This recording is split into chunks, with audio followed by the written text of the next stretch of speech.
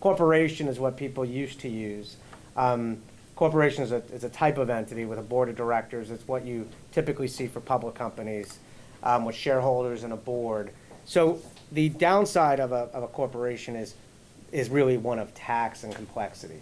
So if you don't make what's called an S election, it'll be subject to double tax, which means tax at the corporate level and then a tax again when you make distributions.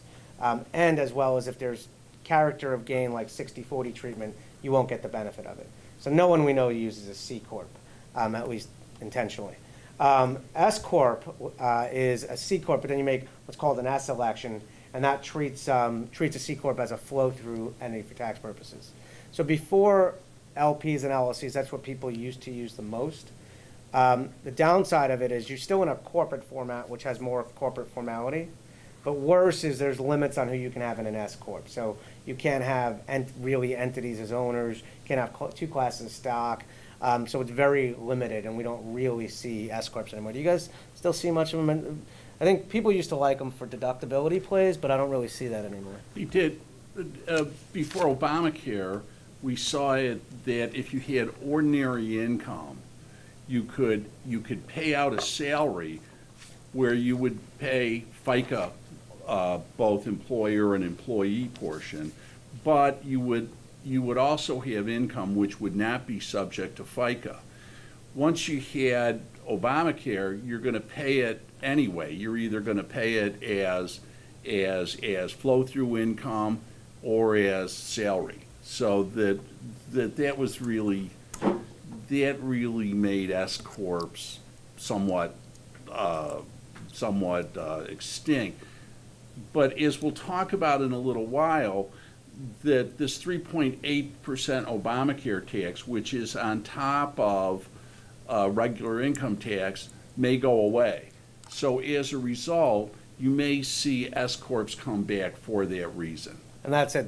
From a legal perspective, we dislike S Corps because if you trip one of these requirements, you're no longer an S Corp, and you may not even realize you tripped one of the requirements. So it's very, and once you're an S Corp, you're always an S Corp. So there's limits on it as to what you can do if you ever want to sell your business. So what we usually see is there's some potential small-time tax plays, but there's so much downside, and at the end of the day, that we don't really like them.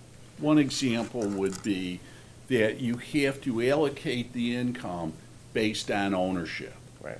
And as we'll talk about in a little while, that in most trading entities, you're allocating income either based on a performance or eat what you kill, or else as a percentage of capital, or maybe a combination of other two.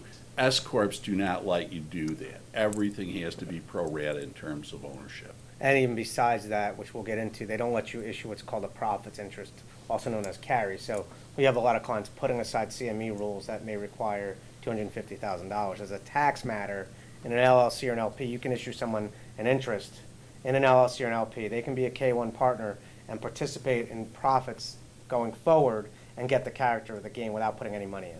Whereas you really can't do that in an S Corp. So for a lot of these reasons, we really don't see the S Corps. And the last reason is Illinois has a 1.5% tax on the net income that you leave in the S Corp, and that's called the replacement tax.